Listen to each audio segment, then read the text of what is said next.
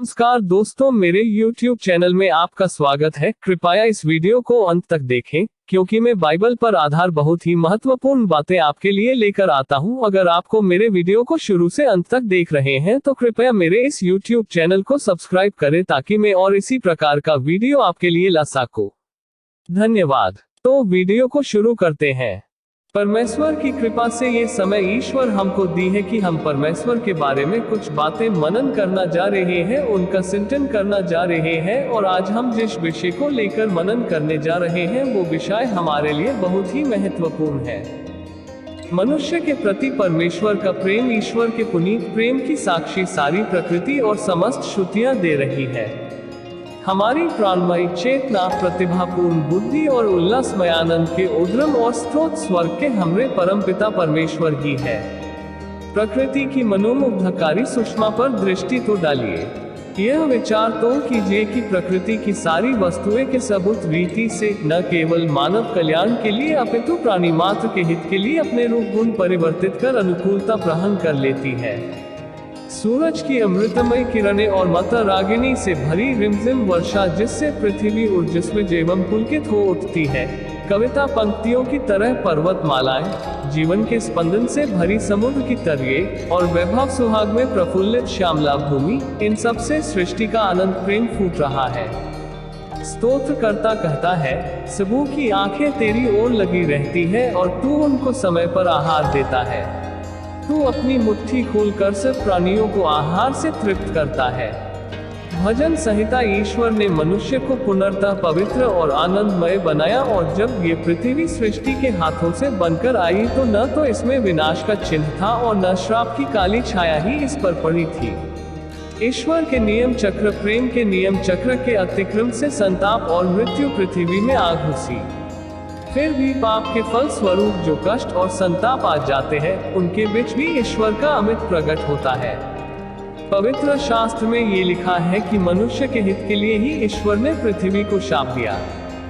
जीवन में जो कांटे और भटकटैया की भादियां उगाई, ये पीड़ाएं और यातनाएं जो मानव जीवन को संग्राम, परिश्रम और चिंताओं से पूरी बना रही है, मनुष्य के कल्याण के लिए ही आई, क्योंकि ये मनुष्य को उद्बोधन और जागृति के संदेश दे अनुशासित करती है, ताकि मनुष्य ईश्वरीय विधान की कामोन्नति के लिए सतत क्रियाशील रहे और पाप द्वारा लाए गए विनाश और पतन से ऊपर उठे।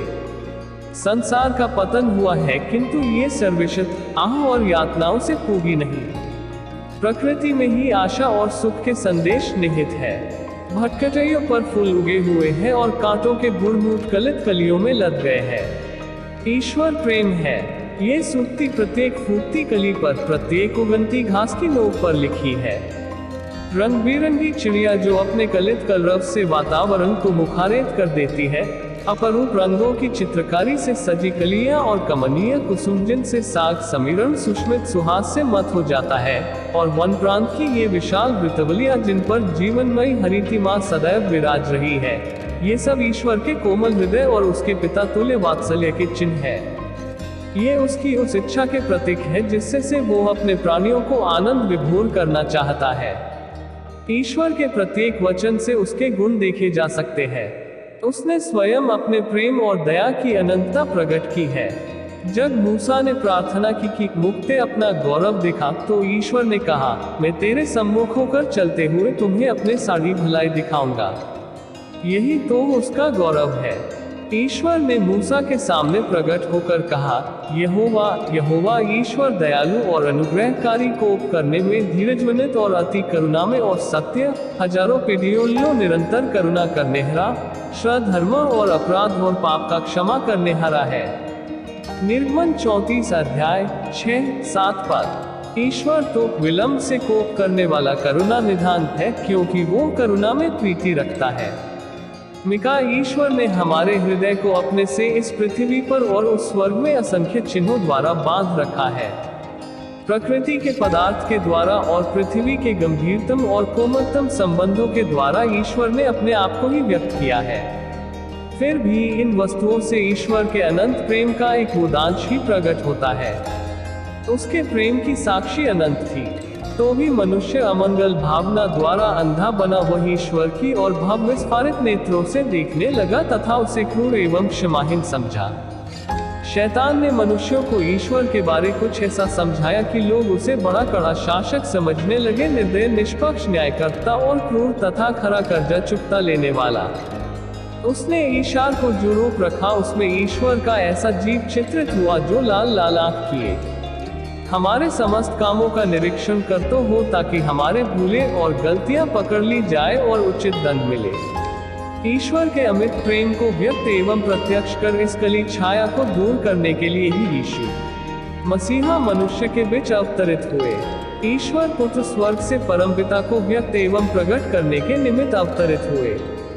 किसी ने परमेश्वर को कभी नहीं देखा, एकलौता पुत्र जो पिता की गोद में है उसी ने प्रकट किया। यूहन्ना 1:18 और कई पुत्र को नहीं जानता केवल पिता, और कोई पिता को नहीं जानता केवल पुत्र, और वो जिस पर पुत्र उसे प्रकट करना चाहे। मत्ती 11:28। जब एक शिष्य ने प्रार्थना की कि मुझे पिता को दिखा तो यीशु ने कहा, मैं इतने दिवस तुम्हारे साथ हूँ और क्या मुझे नहीं जानता? जिसने मुझे देखा उसने पिता को देखा। तू क्यों कर कहता है कि पिता को हमें दिखा? यूहन्ना 14:8-6। अपने पृथ्वी के संदेश के बारे में यीशु ने कहा, प्रभु ने कंगालों को सुसमाचार सुनाने के लिए मेरा अभिषेक किया है और मुझे इसलिए भेजा है कि बंधों को छुटकारे और अंधों को दृष्टि पाने का प्रचार करूं और कुचले हुए को छुड़ाऊं। यही उनका संदेश था। वे चारों ओर शुभ और मंगल मुखरित करते हुए शैतान के द्वारा शोषित लोगों को मुक्त एवं सुखी करते हुए घूमते थे। पूरे के पूरे विस्तृत गांव थे जहां से किसी भी घर से किसी भी रोगी की कराहने की आवाज नहीं निकलती थी, क्योंकि गांव से होकर यीशु गुजर चुके थे और समस्त रोगों को दूर कर चुके थे। यीशु के ईश्वरीय साधक गुणों के प्रमाण यीशु के कार्य ही थे। प्रेम, करुणा और क्षमा यीशु के जीवन के प्रत्येक काम में भरी हुई थी। उनका हृदय इतना कोमल था कि मनुष्य के मासूम बच्चों को देखते ही वह सहानुभूति से पिघल जाता था। उन्होंने मनुष्यों की आवश्यकताओं, आकांक्षाओं और मुसीबतों को समझने के लिए ही अपना बाह्य और अंतस्माद मनुष्यों के जैसा बना लिया था। इनके समक्ष जाने में गरीब से गरीब को और नीच से नीच को जरा भी हिचक नहीं होती। छोटे बच्चे उन्हें देख खींचे आते थे और उनके घुटनों पर चढ़कर उनके गंभीर मुख को, जिससे प्रेम की ज्योति किरणें फुट निकलती थी, निहारना बहुत पसंद करते थे। यीशु ने सत्य के किसी अंश को, किसी शब्द तक को दबाया था, छुपाया नहीं, किंतु सत्य उन्होंने प्रिय रूप में ही, प्रेम से बने शब्दों में ही कहा। जब भी वे लोगों से संभाषण करते तो बड़ी चतुराई के साथ, बड़े विचारमग्न होकर और पूरी ममता और सावधानी के साथ। वे कभी रूखे न हुए, कभी भी फिजूल और कड़े शब्द न बोले, और भावुक हृदय से कभी अनावश्यक शब्द न बोले जो उसे बिंध दे। मानुषिक दुर्बलताओं की कटु और तीव्र आलोचना उन्होंने कभी न की। उन्होंने सत्य तो कहा, किंतु वह सत्य खरा होने पर भी प्रेम में सरस रहता।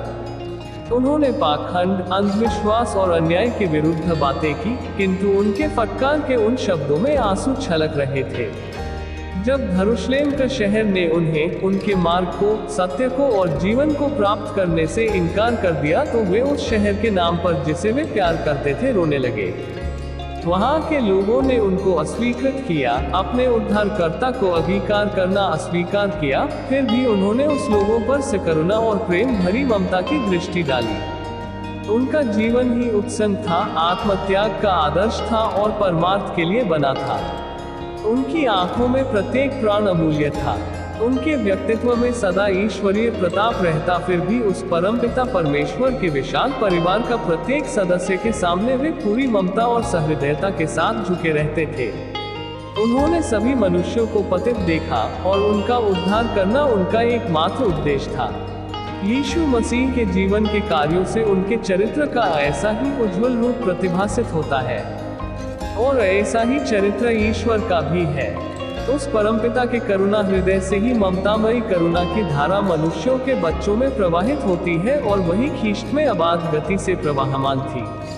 प्रेम से ओतप्रोत कोमल हृदय उद्धार करता यीशु ही थे जो शरीर में प्रकट हुए। 1 तीमुथियुस 3:16। केवल हम लोगों के उद्धार के लिए ही यीशु ने जन्म ग्रहण किया, क्लेश भोगे तथा मृत्यु सहा। वे दुखी पुरुष हुए ताकि हम लोग अनंत आनंद के उपभोग के योग्य बन सके। ईश्वर ने विभूति और सत्य से आलोकित अपने प्रिय पुत्र को राशि राशि सौंदर्य के लोक से वैसे लोक में भेजना अंगीकार किया जो पाप से विक्षत और विनष्ट और मृत्यु की कालिमा तथा श्राप की धूलिम छाया से कलुषित हो गया था। उन्होंने उन्हें अपने प्रेम में अंतर प्रदेश को और दूतों से महिमान्वित दशा को तथा लांछना, कुत्य, अवहेलना, घृणा और मृत्यु तक सहने के लिए उन्हें इस लोक में आने दिया। जिस ताड़ना से हमारे लिए शांति उपजे सो उस पर पड़ी और उसके कोड़े खाने से हम लोग चंगे हो सके। यशायाह 53 अध्याय 5 पद। उन्हें उस झांग झंखाड़ में फंसे देखिए, गतसमने में त्रस्त देखिए, क्रूस पर अटके हुए देखिए। परमपिता के पुनीत पुत्र ने सारे पापों का भार अपने कंधों पर ले लिया कि ईश्वर और मनुष्य के बीच पाप कैसी गहरी खाई खोद सकता है। इसी कारण उनके होठों से वह करुणा चीत्कार फूट निकली, हे मेरे ईश्वर, तूने मुझे क्यों छोड़ दिया। मत्ती 27 अध्याय 46 पद। पाप के बोझिल भार से, उसके भीषण गुरुत्व के भाववश आत्मा के ईश्वर से विमुख हो जाने के कारण ही ईश्वर के प्रिय पुत्र का हृदय टकटुक हो गया। किंतु ये महान बलिदान इसलिए नहीं हुआ कि परमपिता के हृदय में मनुष्य के लिए प्रेम उत्पन्न होवे, और इसलिए भी नहीं कि ईश्वर रक्षा करने के लिए तत्पर हो जाए। नहीं, इसलिए कदापि नहीं हुआ। परमेश्वर ने जगत से ऐसा प्रेम रखा कि उसने अपना इकलौता पुत्र दे दिया। यूहन्ना 3 अध्याय 16 पद। परमपिता हम सबको पहले से प्यार करते हैं। वे इस बलिदान और प्रायश्चित के कारण प्यार नहीं करते, वरना प्यार करने के कारण ऐसा बलिदान करते हैं। यीशु मसीह एक माध्यम थे जिससे होकर इस पतित संसार में ईश्वर ने अपने अपार प्रेम को उछाला। परमेश्वर मसीह में होकर जगत के लोगों को अपने साथ मिला लेता था। 2 कुरिन्थियों 4 अध्याय 16 पद। अपने प्रिय पुत्र के साथ साथ ईश्वर ने भी क्लेश सहे। गतसमने के यात्रालाभों के द्वारा और कलवरी की मृत्यु लीला के द्वारा करुणामय दयासागर प्रभु के हृदय ने हमारी मुक्ति का मूल्य चुका दिया। यीशु मसीहा ने कहा, पिता इसलिए मुझसे प्रेम रखता है कि मैं अपना प्राण देता हूँ कि उससे फिर ले। यूहन्ना 10 अध्याय 17 पद। मेरे पिता ने आप सबों को इतना प्यार किया है कि उसने मुझे और भी अधिक प्यार करना शुरू किया, क्योंकि मैं आपके परित्राण के लिए अपना जीवन अर्पण किया। आपके समस्त ऋण और आपके सारे अपराधों का भर में अपने जीवन को बलिदान चढ़ाकर ग्रहण करता हूँ, और तब मैं आपके एवज में रहूंगा, आपके लिए एकमात्र विश्वसनीय भरोसा बन जाऊंगा, और इसलिए मैं अपने परम पिता का अनन्यतम प्रेमी हो उठूंगा। क्योंकि मेरे बलिदान के द्वारा ईश्वर की निष्पक्ष न्याय प्रियता सिद्ध होगी, और यीशु पर विश्वास करने वालों का वह पापमोक्त भी होगा। ईश्वर के पुत्र के सिवा किसकी शक्ति है जो हम लोगों की मुक्ति संपादित कर सके, क्योंकि ईश्वर के विषय घोषणा केवल वो ही कर सकता है जो उसकी गोद में हो, और जो ईश्वर के अनंत प्रेम की गहराई और विपुल विस्तार को जानता हो, उसी के लिए उसकी अभिव्यक्ति हो सकती है। पतित मानव के उद्धार के लिए जो अप्रतिम बलिदान यीशु ने किया, उससे कम किसी भी अन्य कार्य के द्वारा ईश्वर का वह अनंत प्रेम व्यक्त नहीं हो सकता था जो उसके हृदय में विनष्ट मानव के प्रति भरा है।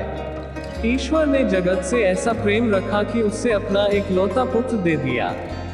वह उन्हें न केवल इसलिए अर्पित किया कि वे मनुष्यों के बीच रहे, उनके पाप का बोझ उठाए और इनके बलिदान के लिए मरे, किंतु इसलिए भी अर्पित किया कि पतित मानव उन्हें ग्रहण करे। यीशु मसीहा को मनुष्य मात्र की रुचि और आवश्यकताओं का प्रतीक बनना था। ईश्वर के साथ एक रहने वाले यीशु ने मनुष्य के पुत्रों के साथ अपने को ऐसे कोमल संबंधों द्वारा बांध रखा है कि वे कभी खुलने या टूटने को नहीं। यीशु उन्हें भाई कहने से नहीं लजाते। इब्री 2 अध्याय 11 पद। वे हमारे बलिदान है, हमारे मध्यस्थ है, हमारे भाई है। वे परम पिता के सिंहासन के नीचे हमारे रूप में विचरते हैं और मनुष्य पुत्रों के साथ युग युगांतर तक एकाकार है, क्योंकि उन्होंने हमें मुक्त किया है। उन्होंने ये सब सारा केवल इसलिए किया कि विनाशकारी और भव्यसत्मक पाप के नरक से मनुष्य उद्धार पावे और वो ईश्वर के पुनीत प्रेम की प्रतिछाया प्रदर्शित करे और पवित्र आनंद में स्वयं भी विभोर होने के योग्य बन सके। ईश्वर को हमारे भक्ति का महंगा मूल्य भुगतना पड़ा, अर्थात हमारे स्वर्गीय पिता को आपने पुत्र तक को हमारे लिए मरने के हेतु अर्पण कर देना पड़ा। इससे हम कितने गौरव गरिमा से बड़ी कल्पना कर सकते हैं कि यीशु मसीह के द्वारा हम क्या पा सकेंगे। जब प्रेरित यूहन्ना ने नाश होती मनुष्य जाति के प्रति ईश्वर के अनंत प्रेम की ऊंचाई, गहराई, विस्तार आदि देखा तो वह विस्मय विमुग्ध हो गया और उसका हृदय श्रद्धा और भक्ति से भर उठा। वह इतना भावगदगद हुआ कि उसके पास ईश्वर के प्रेम की अनंतता और कोमलता के वर्णन के लिए शब्द ही न रहे, और वह केवल जगत को ही पुकार कर दर्शन कर लेने को कह सका। देखो पिता ने हमसे कैसा प्रेम किया है कि हम परमेश्वर के संतान कहलाए। 1 यूहन्ना 3 अध्याय। इससे मनुष्य का मान कितना बढ़ जाता है। अपराधों के द्वारा मनुष्य के पुत्र शैतान के शिकंजे में आ जाते हैं, किंतु यीशु मसीहा के प्रायश्चित रूप बलिदान पर भरोसा करके आदम के पुत्र ईश्वर के पुत्र बन जा सकते हैं। यीशु ने मनुष्य रूप ग्रहण कर मनुष्यों को गौरवान्वित किया। अब पतित मनुष्य ऐसे स्थान पर आ गए जहां से ख्रीष्ट से संबंध जुड़े ऐसे गरिमामय हो सकते हैं कि ईश्वर के पुत्र के नाम से पुकारे जा सके। ये प्रेम अद्वितीय है, अनूठ है, स्वर्ग के राजा की संतान। कितनी अमूल्य प्रतिज्ञा है। कठोर तपस्या के लिए यह उपयुक्त विषय है। ईश्वर का अप्रतिम प्रेम उस संसार पर न्यौछावर है जिसने उसे प्यार नहीं किया। यह विचार आत्मा को आत्मा समर्पण के हेतु बाध्य करता है और फिर ईश्वर की इच्छा शक्ति द्वारा मन बंदी बना लिया जाता है। उस क्रूस की किरणों के प्रकाश में हम जितना ही उस ईश्वरीय चरित्र का महनन करते हैं, उतना ही दया, करुणा, क्षमा, सच्चरित्रता और न्यायशीलता के उदाहरण पाते हैं, और उतने ही असंख्य प्रमाण उस अनंत प्रेम का पाते हैं, उस दवा को पाते हैं, वो माता की ममत्व भरी वात्सल्य भावना से भी अधिक है।